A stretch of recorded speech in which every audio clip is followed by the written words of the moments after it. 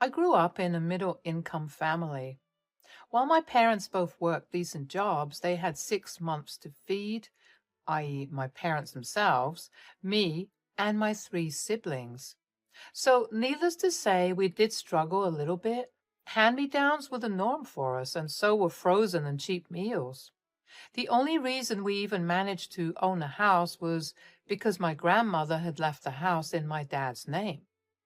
We lived in a pretty good neighborhood where families belonging anywhere from the middle to high income lived. The house next to mine had been empty for a couple of years after I was born, according to my parents, until a new family moved in. They had a son of the same age as me. He was the only kid in the neighborhood that was my age, so even though we didn't end up going to the same school since he was homeschooled, my parents and I made the effort to get the both of us to hang out more. His parents were more than welcoming of me and often invited me over. As time passed, the boy, John, and I became the closest of friends. John remained homeschooled for his entire schooling years, and his only interaction with someone his age was me. Thankfully, since I attended a public school, I had more than enough knowledge to teach him about the appropriate ways to socialize with peers his age. His dad, William, was especially grateful for me. Somewhere along the years, William had realized his mistake in forcing homeschooling on his son. He had wanted his son to be more well-rounded and wanted to give his son a head start on learning about the family business. William began to see how much his son had actually lacked being able to communicate with other children his age.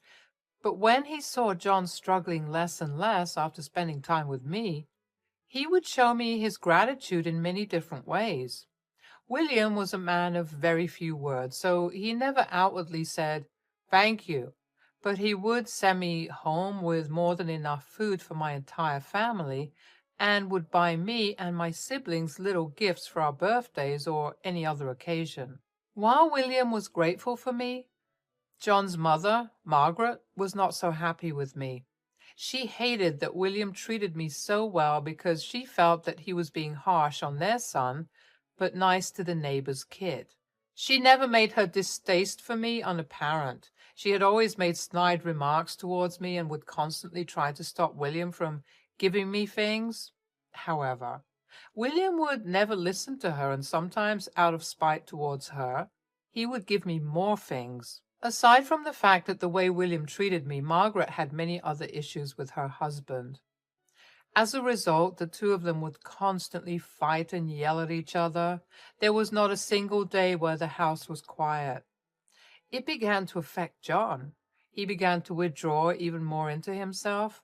It took months of coaxing, but I was finally able to prove myself worthy enough for him to share his thoughts and feelings with me. That was when we were 13. Having had me by his side and having a shoulder to lean on lifted the weight off of his shoulders. We became closer as the years passed. I developed feelings for him somewhere over the years, but never acted on them.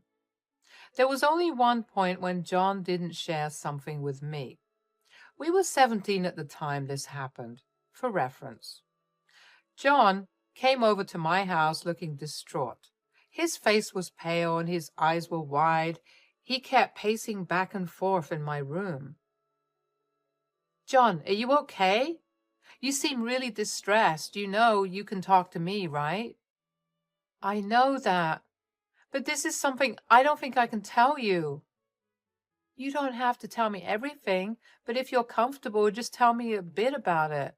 You know that talking about what's upsetting you always makes you feel better. It's just my mother and I had a huge fight.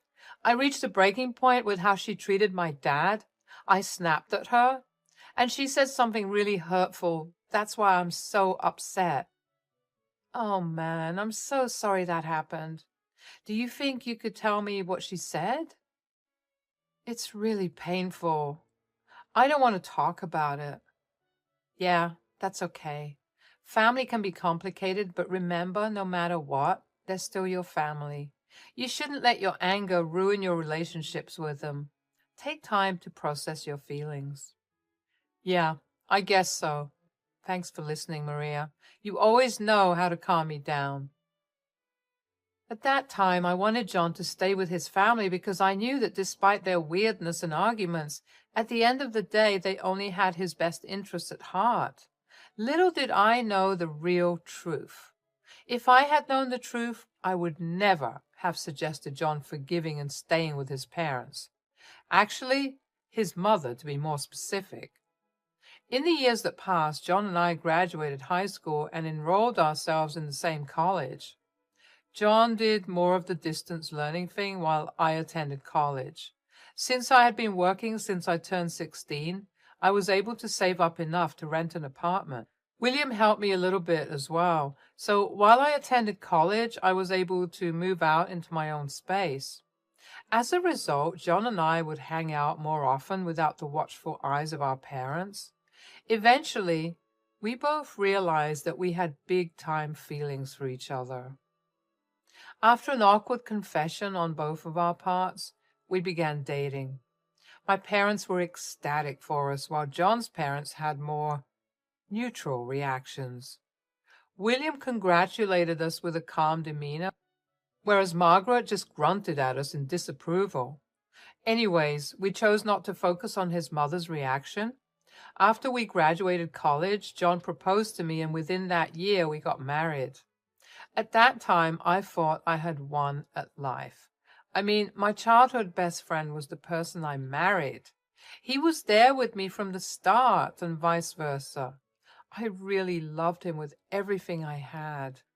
After we got married, John began to travel a lot more for work. He didn't want me to stay alone for too long, so he asked me to move in with his parents.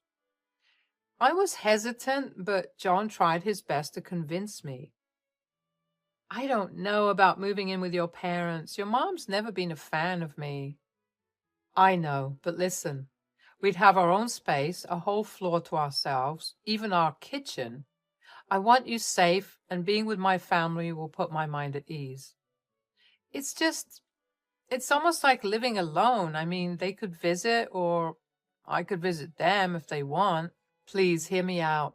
This could even be a chance for you and my mom to get along better. I believe this could help mend things. All right. If it means that much to you, I'll give it a shot. But I hope this doesn't make things worse between us. Thanks, babe. I promise I'll do my best to make sure everything goes smoothly. I knew that his reasoning made no sense, but I accepted his request, and only because I wanted him to feel better when he wasn't near me. The fact that I would have some privacy made me feel better. Plus, if anything happened, my parents lived right next door and I could crash there. In the next month, the both of us had moved back in with his parents. However, I quickly realized that John hadn't been completely honest with me. You see, I wasn't going to be alone in the house with his parents. I was going to be alone with only his mother, Margaret. Whenever John went out on a business trip, he did so at his dad's command. William made John go take care of businesses at a different place while he, too, was away on business. This meant that I was stuck living under the same roof as the woman that hated me for days or even weeks. Thankfully, Margaret never really did anything much to me. She would make a rude comment here or there, and the worst would be when she would purposely have no food made for me, after specifically asking me what I wanted to eat. I would usually be too tired from work to care, so I would either whip myself up a quick meal or I would order in. Anyway, as long as I stayed in my room, nothing significant happened. That was until one day John called me and asked me to search through his office for a file. He wanted me to scan the contents of the file and send them over to him. I had to rummage through his messy drawers for that file, but while I was looking for it, I felt something off with one of the drawers. I felt around it a little more and noticed that it felt a lot more hollow than the others. I realized that the drawer had a false bottom. Now, I know that it's wrong to snoop, but my curiosity got the best of me and I managed to open the false bottom. There was one file. I couldn't help but wonder what was so important and such a big secret that John had to hide it in his office drawer. I didn't know if Margaret would have been snooping around, so I walked over to the door and looked around. Before shutting the door and slightly locking it, I opened the file. My heart raced as I read the contents of it. In the file was a paternity test between John and William was not John's father. I was shocked. I did not know how to react. I mean, how could John have kept such a large secret from me? John was the spitting image of his mother, so I never thought to question his paternity. I couldn't help but wonder if William knew. Before I could let my thoughts spiral further, I decided I needed to put the file back and send John the scans he needed. But before that, my gut told me to take a picture of the test. Once I had done that, I hurriedly put everything away and managed to find the file John wanted. I sent him the scans and quietly retreated into my room. I spent the next few hours trying not to dwell on the new information I had just learned. I wanted to talk to John about it, but I felt like that was a conversation I would rather have in person. Just as the tension in me began to ease, Margaret knocked on my door. I told her to come in, and I was immediately greeted with a scowl as she entered my room. "Yes, how can I help?" "Spare me the act. I know you found out about our secret." "What are you talking about?" "Don't play games." I saw the false bottom of John's drawer open. "I know you read the document." "Fine, you got me. But tell me, does William know?" "Ha ha, William. That old geezer doesn't know a thing. If he did, we'd be on the streets. All he ever wanted was an heir. I was lucky enough to get away with the fact that John wasn't his kid only because John is a spitting image of me." "How could you deceive him like that, after all he's done for you?" "Spare me your moral judgments. I'm not the only one betraying him. John's in on it too. He's gotten used to this lifestyle and he won't let it go." That can't be right. What if I tell William everything?" "Oh, please, you think some peasant like you can ruin our little game of pretend? I'd simply make William believe you're lying to cause chaos. He'll choose us over you any day. You won't get away with this for long." "Keep dreaming. I've never liked you, Maria. I've been trying to push John away from you for years. This is the perfect reason for him to find someone of his social standing. You won't get away with this forever. The truth will come out. That's how it always works." "Oh, please, save your fairy tales for someone who cares. Good luck with that, though. If you're smart enough, you won't interfere." With that, she walked out of the room. My heart was pounding. Every question I had for John, Margaret had answered them. I was disgusted with both of them. I knew that Margaret didn't like me and showed it, but I never thought she would stoop so low. And worst of all was John. How could he deceive the man that had raised him that way? How long had he known? Did he feel any remorse whatsoever? On top of that, would he go along with Margaret's plan to leave me? I barely got any sleep that night because my thoughts kept me awake. The next day passed in a haze. William had returned from his work trip. I couldn't look him in the eye because of how guilty I felt. I wanted to tell him everything, but I knew that if I tried, Margaret would find a way to turn the tables on me and make me the bad guy.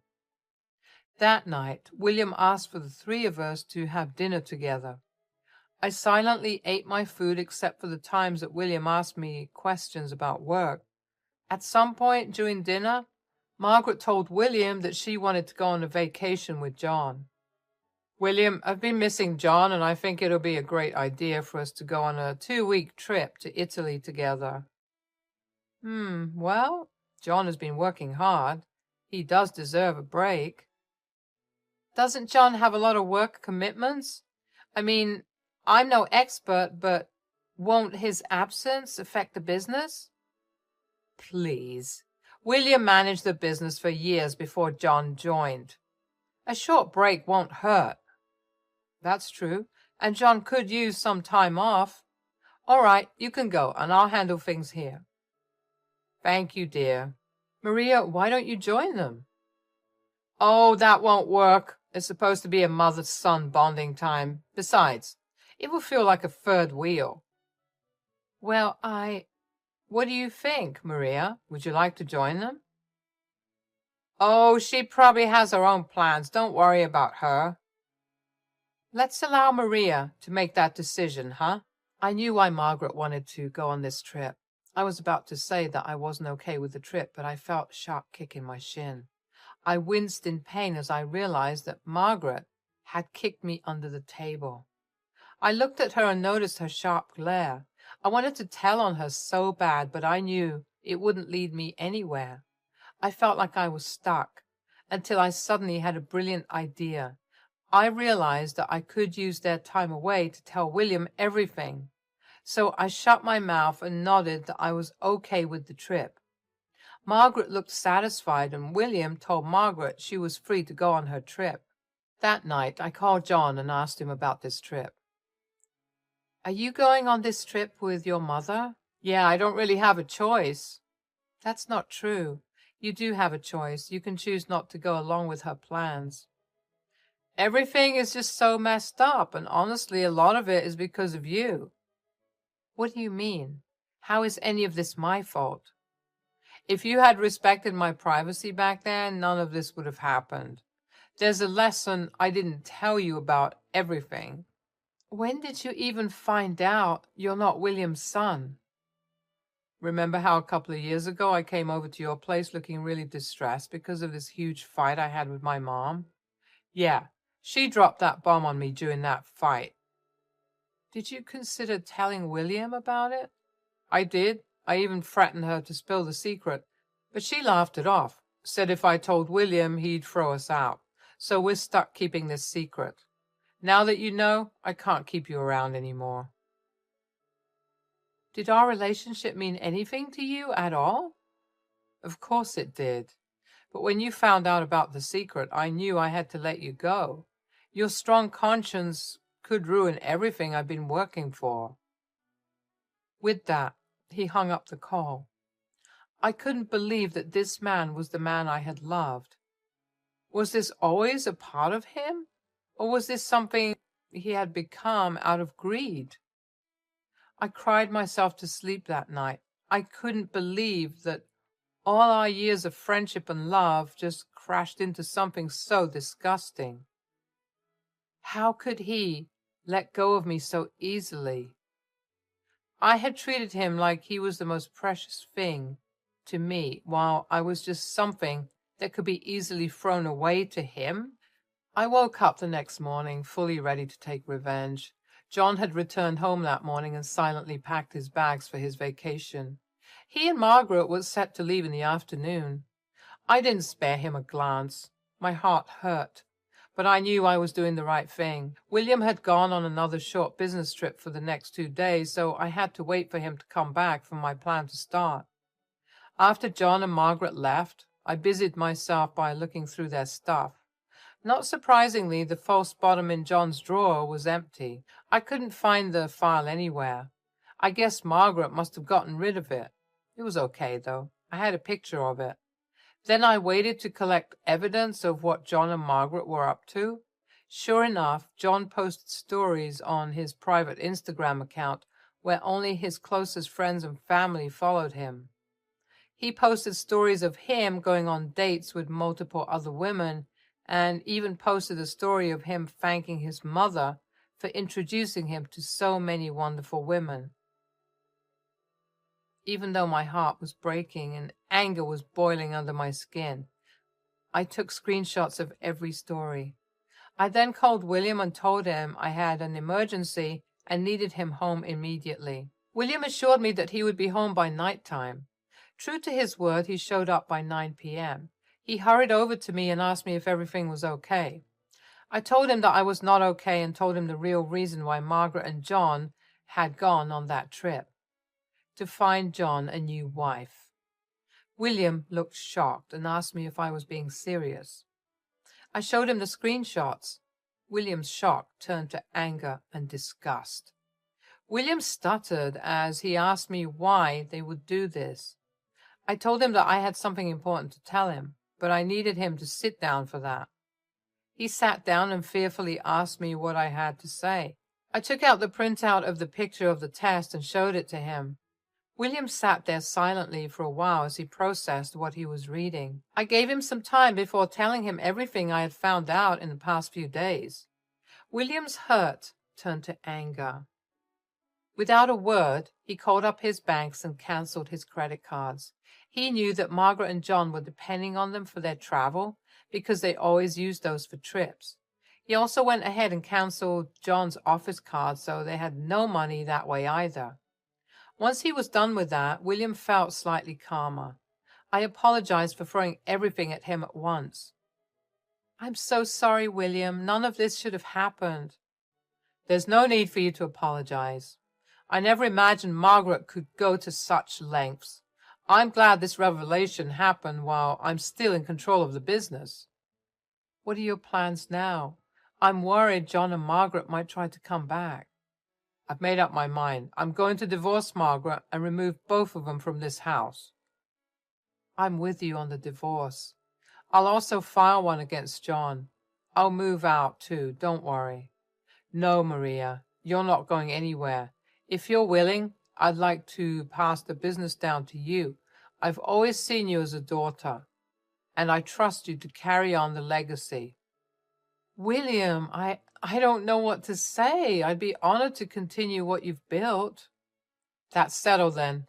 We'll make this right together, Maria." The days after that were filled with sadness and anger. William filed for divorce, and so did I. Margaret and John tried contacting us, but neither of us picked up the calls or answered the texts. William had managed to pull some strings and managed to get both of us restraining orders against Margaret and John. When the calls got too annoying, I finally picked up. "What the hell did you tell my dad, Maria?" "I haven't said anything to him." "Then why are his cards cancelled and our numbers blocked? What have you done?" "I didn't tell him anything. I just showed him the proof." "That's impossible. I burned it all." "Not everything. I had enough evidence. I took a photo of the document you thought you destroyed." "You're heartless for doing this to us." "Huh. You're the heartless one. You and Margaret chose to keep this secret from William.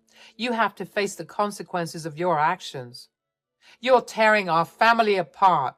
"No, you're doing it. It's the truth that's finally coming out. It's time to take responsibility."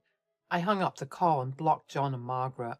In the weeks that followed, William and I sent our divorce papers to our respective partners. William had all of John's and Margaret's things packed and put away in a storage facility. He gave them 1 month to show up and take their things, or they would have to pay to keep their things in the facility. I quit my job and began focusing on working with William. It was hard for both of us to forget everything that had happened, but we knew that at the end of the day, we still had each other. I began to enjoy work, and the benefits I got from working with William were only a bonus. So that is my story. Thank you for listening till the end. I hope that no matter what life throws your way, you always remember to do what's right, because you never know how life will reward you.